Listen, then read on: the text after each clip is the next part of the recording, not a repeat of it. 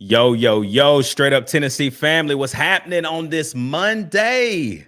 It's officially Florida week, and we have so much to dive into tonight on the Who is Florida show. Gonna have my boy Turner with me, but man, let's just start it off like this. Flush it. The Arkansas game is over. Flush it. It's over. Let's move on to the next one. It's time to lock in, focus. What must we see from this team? Well, there's a lot of things that we want to see, but at the core, it's getting back to the root. Who have we been? We've been a tempo, deep shot. Like that is who we have been. And we've gotten away from it. How do we get back on track this weekend at home? Checker Neyland, 7 p.m. kick in Knoxville, Tennessee. It's going to be a fire night. Can't wait. Let's tap in. Let's dive in. You already know what it is, man. It's straight up Tennessee, baby. Welcome to the Who is Florida episode. First play, second quarter, touchdown Tennessee. That throw's intercepted. Pierce down the sideline. Touchdown.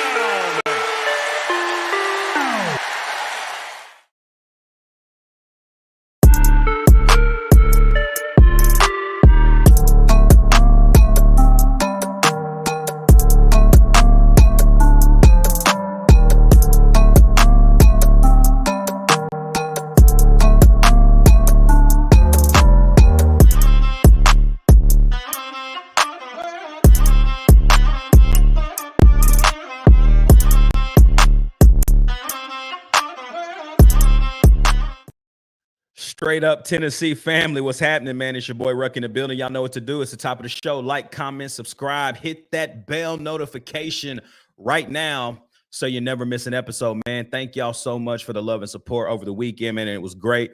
Still climbing, y'all. I'm telling you, let's get to 1,100 subscribers here on YouTube before the end of this 4-game home stretch, man. We got Florida this weekend, Bama next weekend, which has been announced as a 3:30 kick. For some reason, we cannot get away from playing Bama at 3:30, but we can play on the road at 7 p.m. everywhere we go. That's a conversation for another day. But then after Bama, you get a bye week. You get Kentucky at home. You already know we dark moding them, and we're going to put them to night. Then after that, you get Mississippi State for homecoming. It's going to be a nice game, a nice 4-game stretch here. But let's get to that 1,100. I think it's easy. So everybody that's involved, everybody watching, man, tap in. We love y'all. We appreciate the love and support, man. What's up with the chat, man? Clout says, what's good? Straight up, fam. What's up, Clout? Good to see you here tonight, my boy. Tim Rice, what's up, man? He said, what's up, straight up Tennessee family. Clout also says, this L is going to be a huge motivator. I agree. And I mean, I think Arkansas doing what they did to us and us not responding well, at first it has to motivate the team, right? But then second of all, it's got to put us in a position to say, like, this is a get back right game. And I hate that it has to be against a big rival who we have struggled with in the past, but that doesn't matter today. Like, that does not matter this week. And the reason is because the way that we lost Saturday is going to dictate how we move forward and how we move forward Saturday. I think a lot of things are changing this week. I mean, Hypo had a press conference today. If anybody had an opportunity, we'll dive into the presser here in a minute. But still hitting up the chat. Tim says, have to. That wasn't our game at all. Yeah, we didn't play well at all, Tim. Cloud also says this. Great point here, Cloud. He says, Ruck, where can we cop some of the straight up Tennessee merch? I'm glad you asked, man. All you have to do right now, we are working on our store in the back end via Shopify. Takes a lot of work, a lot more work than I thought it would. I thought it was going to be way easier, but we've got a lot of people working in their sales, helping myself. So we're getting in there and just trying to finish up the store. So we've got about 4 shirts. And then once we finish the shirts, we'll be able to embed the link and get it over to you guys. But if you want a shirt now, Clout, all you got to do, hit me up, man. Hit us up on Straight Up Tennessee on Instagram. Just shoot us a message. We'll send you every shirt that we have as far as what it looks like, design, and then you just let us know size and shoot us your address, man, and we'll ship it right out to you. All you got to do is hit us with a Venmo and we'll ship it right to you. So that's how we're doing it right now, but we are working on the store. It's just taking a little bit more time than I thought it would. Shout out to my man Dylan Howe says, let me get a shirt. Man, if y'all don't know this is y'all know that I'm not in my studio. I'm not where I typically am. Your boy is in Seattle. And the West Coast, it's 5:20 right now, y'all. I'm sleepy. Whew. I'm real sleepy. I'm real sleepy. But I'm here and we locked in. So Adrian, what's up, my man? Said, what's good, everyone? Adrian said, I'm waiting on my hoodie. Hey, Adrian, them hoodies that I was shipping out to you, Dylan, and another homie out in West Arkansas. Y'all don't want them, man.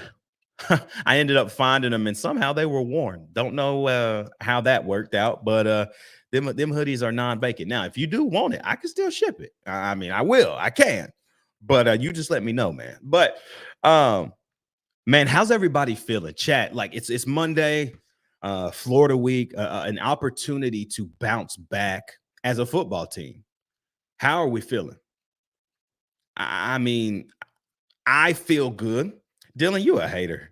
Dylan Elam is a hater. That's my boy, but he a hater. He says Seattle throw a. It's a great space, man. It's been great. It's my first time out here. It's beautiful. What are you talking about? Feels like Knoxville, but way prettier, honestly. If you're talking about the people, that might be a different thing, but I've actually had some really good conversations with a lot of people. But you already know, man, I got my brother in here now. What's up, Turn? Yes, sir. Yes, sir. What's happening, Brody? Man, it looks daylight where you at. It is. It's a crisp 5:20 right now, big dog. What are we talking about?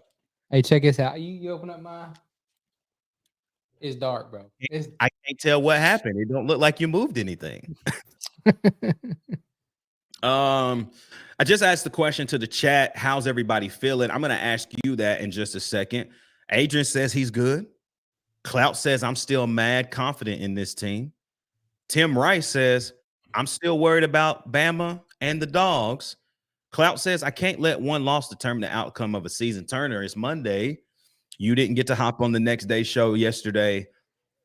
How do you feel, honestly? Not like, hey, it was one bad game, but how do you feel on a Monday? It's Florida week, Checker Neyland. Like, there's so much surrounding this game, but looking back, does it change the way you think Saturday is going to go? And even further, does it change the way you think the rest of the season can go?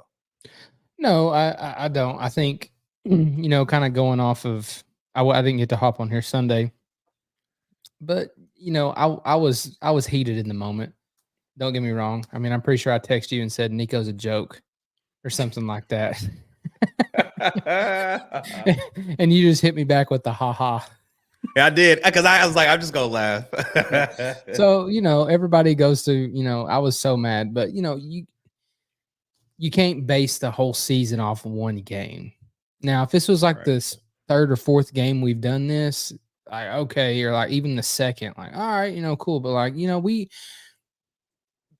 Oklahoma is a pretty good football team, and we had our way with them. I just think we had an off night, and I feel good going into Florida week. I do. I think I'm glad that the loss happened when it did. I think there was so much that played into it because I mean, like as a college athlete, like I know you don't want to pay attention, but like at the same time, like going through your head, like you probably just found out that Vandy beat Bama. You know what I mean? Right before you're running on the field. Right before you run on the field. So like you got all these things going in your head, like, oh man, playoff picture, like it's looking good for us. Like everybody's got us, like we're good. Everybody's telling us we're good. And I don't know, man, you got to just snap and clear at a game like that. I mean, we couldn't. I think I told you on the phone the fact, and we say this a lot, but the fact that we played as bad as we did and we lost by 5 points? Yeah. I mean, I don't know. I mean, I do think it makes the season harder making it to the playoff, but I mean, I think we can do it because honestly, I love college football this year because this year has showed me that anything can happen to anybody. I mean, you had 5 top 25 teams lose in one day. That's unheard of, man. That's unheard of. I mean, Let's see. I agree with this, Turner, and I think you will too. Adrian says, I think we should go on offense first Saturday and set the tone. Yeah, man, and I think I heard Brent Hubbs from VolQuest say this today when I was listening. If the O line protection is gonna stay the way it has been all season, he made a good point. He was like, we might not have time for those long routes to develop. You know what I Yeah. mean? He said, so Yeah. therefore, I think back to 2022. You don't have a good offensive line, or your offensive line's not the best. You don't have time to let those routes develop. So, hey, get that tempo going. Yeah. And then that way you tire them down, and then your offensive line can get you some minutes, and then you can get those long, deep passes. That's what would happen, man. Like, it's tempo, it's tempo, it's tempo, it's tempo. Place 5 or 6 of the drive, take the shot. Because at that point, it's been turned like the drive. It's been first down, right? 7 yards, second and 3. Another run, first down. Now we're on play 3. Hitch, 5 yards. Run. That's the second down. That's the second first down of the drive, right? Then you go hitch. It was like maybe 3-yard hitch, and we're like, oh no. But then guess what? Second down, 4 yards, play action. Tutty. Like, that's what we go back and look at the Kentucky game in 2022, dark mode. Like, go back and watch the first drive. Horrible drive. And then we just one time post wheel concept on play number 6 of the drive, Tutty. Well, and I think too, like I don't think you're giving Nico a chance to be as good as he can be. You know what I mean? Like I don't like the way our offense. I mean, I think we did okay, like NC State and those type of games, but I Chat going crazy, bro. I know I see that. I think who knows? You get Nico in rhythm. I mean, have we seriously got Nico in rhythm this year? I say no. I really don't think so. I don't think so either. Like Adrian says it here, man, we got to start fast and get Nico going in the run game and the pass game. I agree. Run him, man. Why did we feel so comfortable running them all against Iowa and we ain't done the same thing?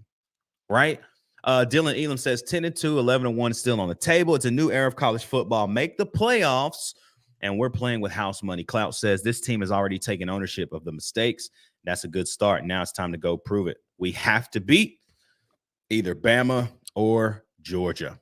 Dylan says there won't be an undefeated SEC team this season. I agree with that. I agree with that 100%. Also says this is great. We got to shorten the route concept and find a remedy for the offensive line. That's true.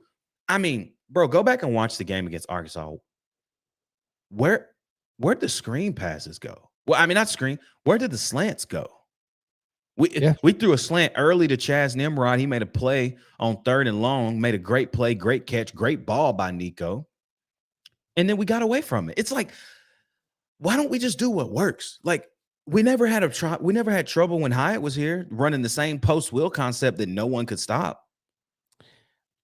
Well, and I think too, I'm gonna go ahead and that who said it in here? Gosh, where did I see it at? Lil Clout, he says Nico has to be smarter when he's going to run, though. I don't think Nico wants to run. I think that's why he looks like a chicken with his head cut off, because he wants to scramble in the pocket and make a play. Yeah. When you had a guy in Hendon Hooker, and I'm not saying he's anywhere like him and Hendon Hooker or anything alike, but I'm saying like if Hendon Hooker seen a seam, he was going to take a seam.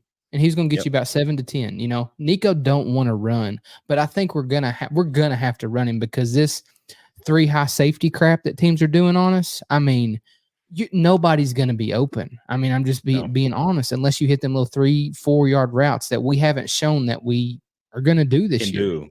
Not consistently. I mean, this is true too. We're taking the game out of Nico's hands, and I really don't like it. It's true. Like, Nico threw the ball 29 times on Saturday, but they weren't meaningful throws, right? Like, well, and here's my thing too. This is my last thing about it, and I'll be quiet for a second. But like, I think we're trying to, and this is just me. talking out loud, could be completely wrong. I think sometimes whoever's playing calls tries to make it too complicated for Nico. Does that make sense? And what I mean by that 3rd Yeah. and 7, you'll know exactly what play. I went back and watched it. The 3rd and 7, I think I might even have texted you. We ran it on 3rd and 7 up the middle. Yeah. At the end of towards the end of the game. That's an RPO, right? It might have been the right read, but here's the thing. You don't want to run it up the middle on 3rd and 7. Just call the play. Call the pass play.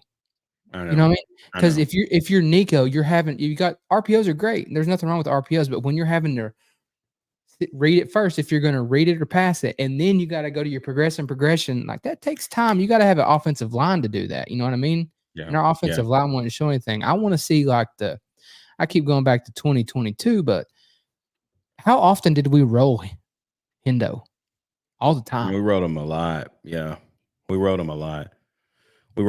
And I think the difference with Nico is, man, like we can roll him which way you want him to roll. He proved that he can throw across his body, like 50 yards down the field. Yeah, look at the throw to Dante at the end of the game. Goodness, man. Before we dive into the Florida Scout that I got for us tonight, Josh Heupel met with the media earlier today. Great interview. I thought, the demeanor that he brought into the press conference was, I've definitely moved on and I know what's at stake. Like that is the way his voice and his demeanor, his mentality, that's the way it felt, and, I like to read a couple of the best quotes that I thought were great quotes. And one of them being this, they asked Heupel if he thinks that teams are going to continue to do what they're doing to Nico, right? As far as disturbing his thought process pre-snap, and then it really just being a simple zone, right?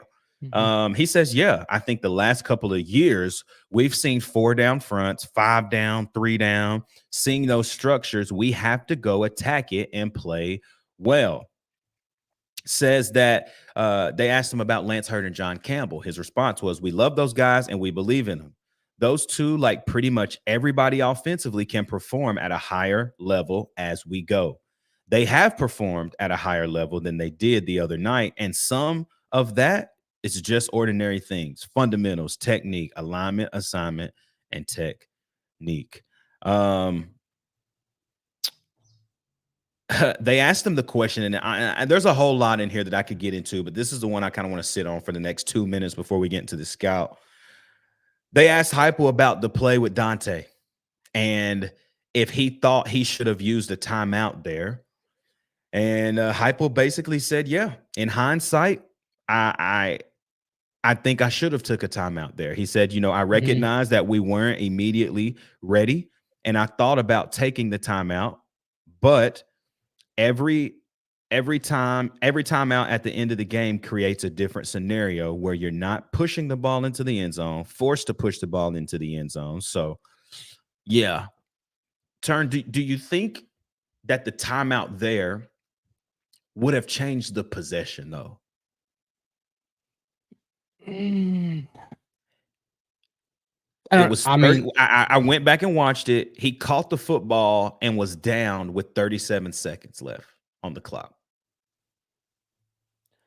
I mean, I guess, I could go either way. I'm going to say no. I mean, I guess he could have called a timeout there, and I think I was yelling at the TV to call a timeout, if we're being honest.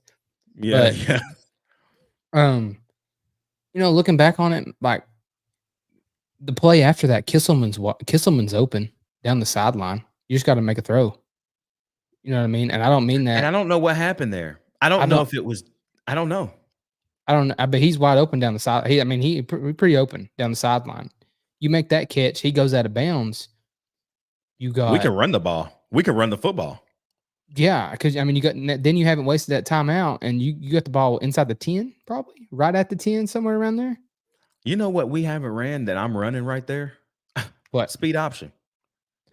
Man, I love speed option, especially for us, especially if they're gonna do three down linemen. Exactly. You know what I mean? And I think that's the thing too. Like everybody, Heupel said it in his post game conference, and I think teams are. Yep, it's very true, Dylan. Said Kisselman looked down mid-catch at the safety, guessing he heard some footsteps and got a little nervous. The ball was there. It was a little high, but it was there. It was He there. got some, he got some. I do remember. So it's funny you said. I just remembered this.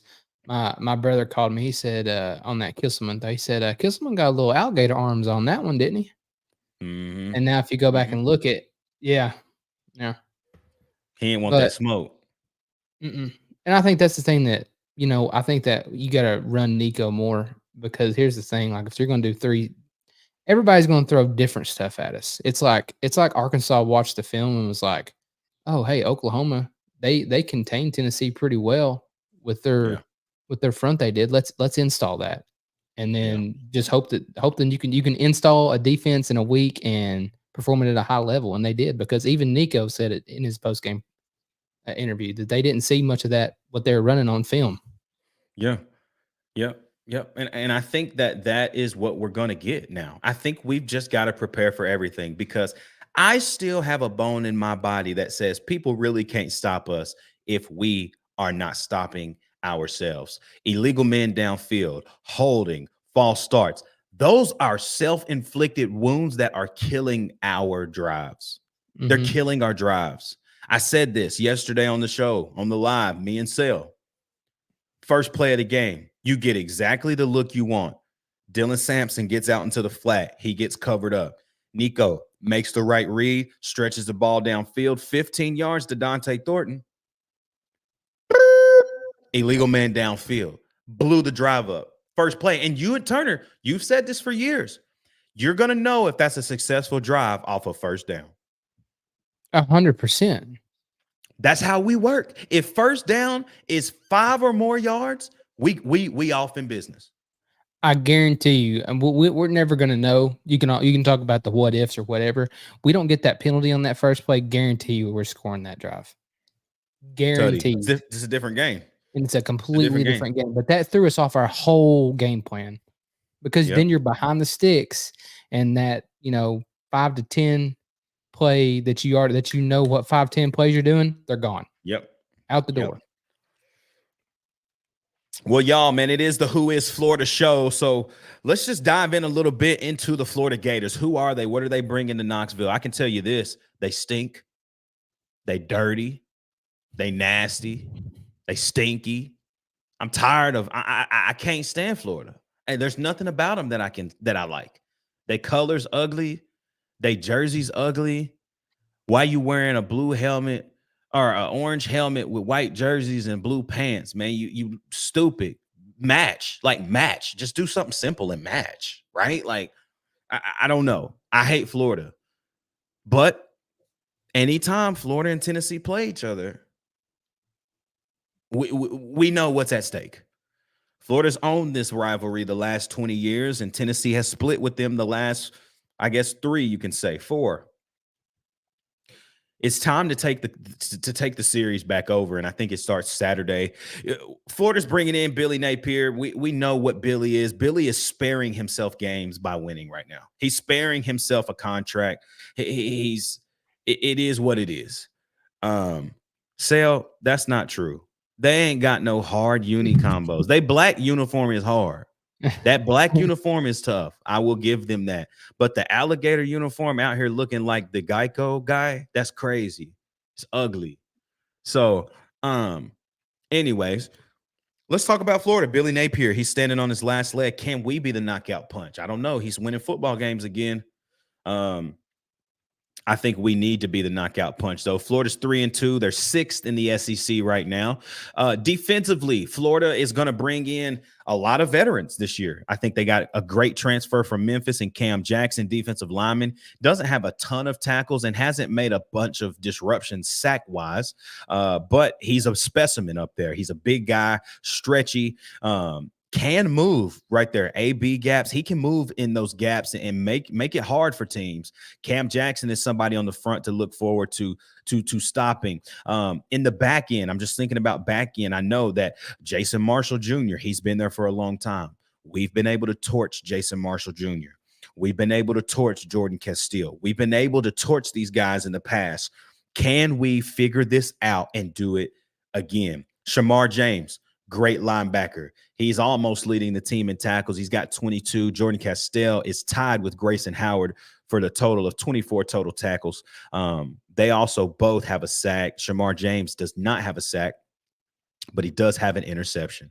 So it's a lot to look forward to defensively. Florida's going to throw a lot of different. They're very multiple in their packages. The way they build them is very interesting, and I think this week there's going to be no different. I think we might see a lot of the 3-3-5, and you're going to see a lot of 3 high, and they're going to try to confuse Nico again. Can Nico get over the hump now? This has been 2 weeks back to back with Oklahoma and Arkansas where the same thing has been thrown at him, and it's just been disguised a little differently. Turn, I'm not quite sure you can disguise what you're doing any more than what Arkansas did, and they did a great job at it. And I think it's now, what is Nico going to do? Protection is going to be everything, because what's happening and what I noticed is we think we see one thing and we check out of the protection that we initially had when we needed to just stay where we were. And you start to see full slides and then somebody's coming free. That's where half of these sacks came from last week. We cannot do that Friday, or else Florida will have a field day. I think Florida has 13 total sacks on the year.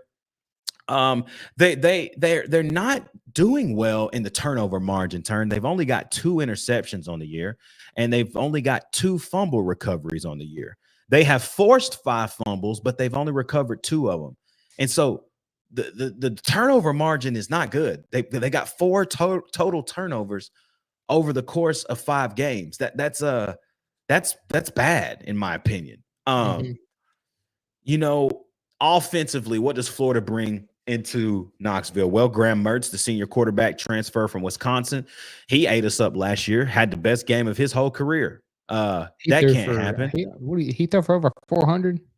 I don't remember. I don't want to remember. DJ Lagway is the highly touted freshman that's coming in as well. Mertz and Lagway have literally been going like 2 drives, 1 drive. Then that next guy gets 2 drives, and the next one gets 1 drive. It's just you got to plan for both of them, and you know that Lagway is going to be a little more mobile, but Lagway is also going to turn the football over. Lagway on the year, 4 touchdowns, 3 picks, been sacked twice. Graham Mertz has thrown 5 touchdowns and given it up twice, 3 sacks. DJ Lagway has a better QB rating right now, but he's thrown also 24 less passes than Mertz has, but he also has more yards than Mertz. 69.1 completion percentage for Lagway, 77.2 completion percentage for Mertz. And I can tell you why, because he is a check down king. He ain't stretching the field, man. It's a lot of check down. Lagway's longest pass of the year is 85 yards, while Mertz's longest pass on the year is 39 yards. So if that tells you anything with who they trust with what in the offensive scheme, that tells you everything you need to know. Offensively, again, great running back, Montrell Johnson Jr. Here's the issue. He is what they have back there. He's got 58 carries for 288 yards. 58 carries for 288 yards. That's not impressive. 4 touchdowns. His longest run was 71 yards. It was a great run. I remember watching it. The next highest carries, Turner, is 21 carries for 93 yards, and that is Trayshawn Webb. He's got 1 touchdown on the year. In total, here's just something that I thought was interesting about this. In total, Florida has ran for 713 total yards. Okay. Tennessee has ran for 1,334 total yards. Yeah. This has to be. I don't see why we don't continue that type of success. Lastly, offensively for Florida, the receivers, Elijah Badger is his go-to, both of them. He's got 17 grabs for 346 yards. I think he's got 2 touchdowns. I think that's what it is. Eugene Wilson, Trey Wilson has really not been a factor this year. I'm not sure why. He's only got 1 score. He's only got 13 catches, and he only has 191 yards, Turner. He killed us last year by himself, those first couple of drives before he got hurt. Shamir Dyke is another good receiver they have. He's got 277 yards. And then, I mean, Artis Boardingham is another. He's a tight end, 10 catches, 68 yards, and a touchdown. It's spread out a lot with Florida this year, but who you thought would have been the most productive is not, and Elijah Badger is their most productive and not Trey Wilson. And so you got to find ways to just get to the quarterback. Nealon is going to have the most effect on what's going to happen on Saturday, because if Nealon is rocking and rattling those two guys, they've never heard what they're going to hear Saturday. No, I agree. Promise you. And so Florida's not bad. They're not bad, but this is another below average Florida football team coming into Knoxville. Tennessee got to handle business, man. I think Tennessee's got to handle business. I mean, Florida always comes and plays their best football against us. I mean, always. They always do. That's why I get so hesitant every year during this time when it comes to score predictions, because, you know, like, I think we could beat the mess out of them. But Florida always plays their best ball against us. Always. And, you know, there's always going to be something. This isn't just about Florida. This is like about Arkansas. When you've got a number beside your name in the top 10 and you're getting played, they're going to play a little harder against you. Yeah. You know what I mean? And I mean, I think we can do it. I think we've got to figure it out offensively. Defense, I'm happy with defense. I mean, did they have some miscommunications and stuff against Arkansas? Sure. But you can't be mad at the defense. I think defense played great. I think you just got to, we're very one-dimensional right now when it comes to offense. Yeah. And that's run the football. Running the football. Which is great. We got to be able to run the football for our offense to succeed. But you got to find a way to get guys open. I mean, we got some athletes. I don't care. I mean, I don't care if you run a 5-yard hitch. Get it in our athletes' hands. Let them make a move and go do something. Yeah, this is true from Cloud. Arkansas rushed the field. We are a team that teams want to beat again. It's true. We've made it back to that prominence, but what are we going to do with it, Turn? We got to do something. It's a massive week because it's Florida week. But on top of that, it's a get back week. Tennessee has to get back right now, because if we come out flat against Florida, you're going to see for the first time this year that I don't pick Tennessee to beat Alabama.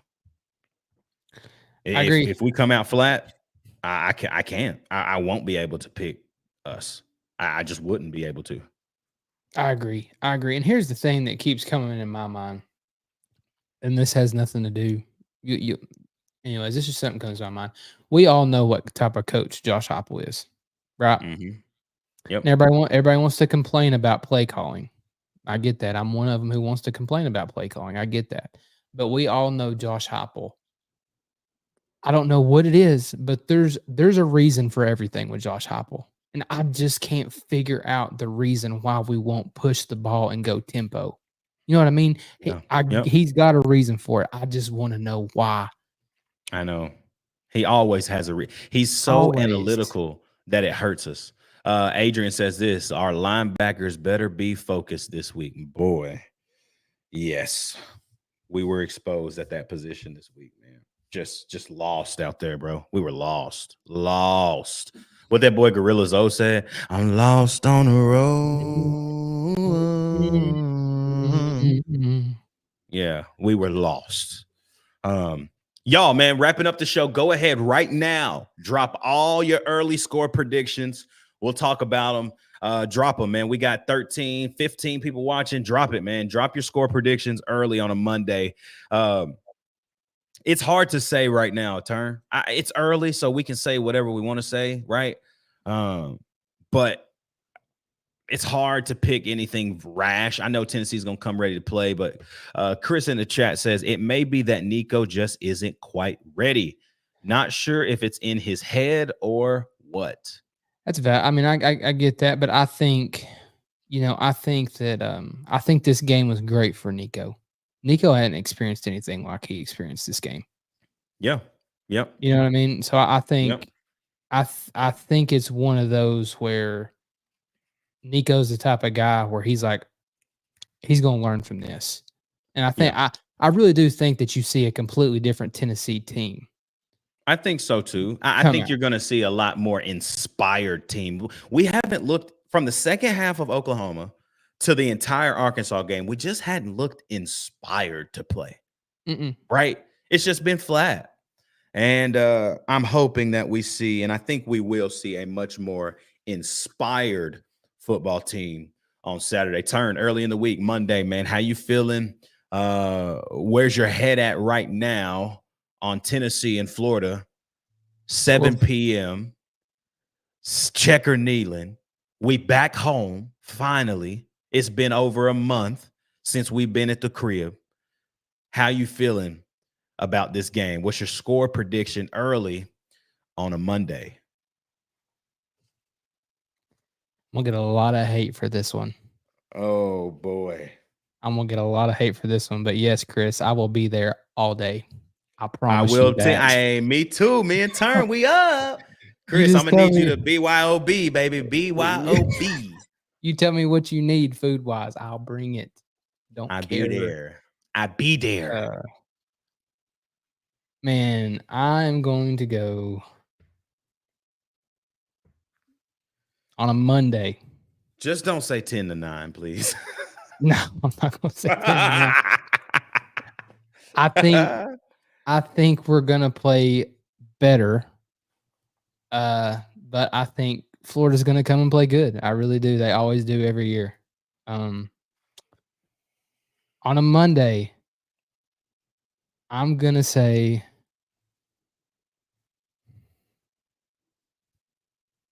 man, this is tough. I'm going to say 24-21 Vols. Ah, man. I don't like that at all. But there's a world where that's real. You know, I've been thinking about this all day, and I've had a long time to think about it, being up since 3:45 a.m. I've had a long time to think about it.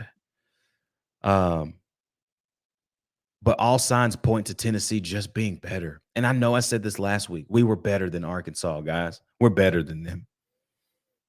But this time we show it. And I don't think it's a blowout. I think there's a time where Tennessee could be trailing. But that crowd is going to feed this team every bit of motivation and energy they need. I got Tennessee right now early in the week, 33-20. I can see that. I can see that too. Yeah. I like 33-20 right now. I mean, you're looking at the game right now, man. Tennessee is a 15.5 point favorite. Got the over-under at 54.5. Like, I don't know. I don't feel good about that right now. For us, I think the big thing for us this game, and this would change my score prediction dramatically, but I won't. I mean, you don't know if it's going to happen or not. If we get a fast start, we might run away with it quick. Yep. But if we don't get a fast start and we keep shooting ourselves in the foot like we did against Arkansas, well, here's my thing. If we don't have any dumb false start, illegal man downfield penalties, I think we win this game by 2 possessions. I agree with you. But man, even the past, like from 2022 to 2023 to 2024, that's just been our kryptonite. Is little just shooting ourselves in the foot with those playing behind the sticks, man. If we don't play behind the sticks, I think we win by 2 possessions. But I mean, they haven't proved that they can 100% fix that, so that's why I'm gonna say, I think if we let Florida hang in with it, I think we can win, but I think it'll be a close game. Yeah. All right, chat. Here we go. Adrian says 35-14 Tennessee. Clout says 38-17 Tennessee. Dylan said he's taking a page out of Turner's book, 28-17 Vols. Tim Rice, 31-17 Vols. Chris, 35-10. Adrian says again 35-14. And Dylan, man, what a way to end it. Says y'all better be rowdy for us. That's not going to be an issue, Dylan. It's a 7 p.m. kick. Do you know how drunk people are going to be? Not me, not Turner. But there are going to be a lot of drunk people. It's going to be turned up in there. I'm just, and you know this, man. Turn, man, wrapping up Who is Florida, man. You got anything before we wrap, man? We'll be back on Thursday, though. I should say we'll be back on Friday, but we shoot on Thursday for Friday's show, where y'all know we dive into VOLS shots, pump the gas, hit the brakes, keys to victory, and the final score predictions, man. Anything you got left, Turn? No, man. I'm feeling good on a Monday. I could feel better. Sure. We all could. We all could. But it's why you play the game, right? You win as a team, you lose as a team. It's time for Tennessee to prove that we can continue to make strides, and win. So, y'all, we'll be back on Friday, man. Get tapped in for the week. A lot of good content coming from everywhere. But thank you for choosing Straight Up Tennessee, baby. We'll be back, man. Like, comment, subscribe, hit that bell notification so you never miss an episode. Cannot wait to be back with you on Friday, man. For my guy Turns, your boy Ruck in the building, is Straight Up Tennessee, baby. We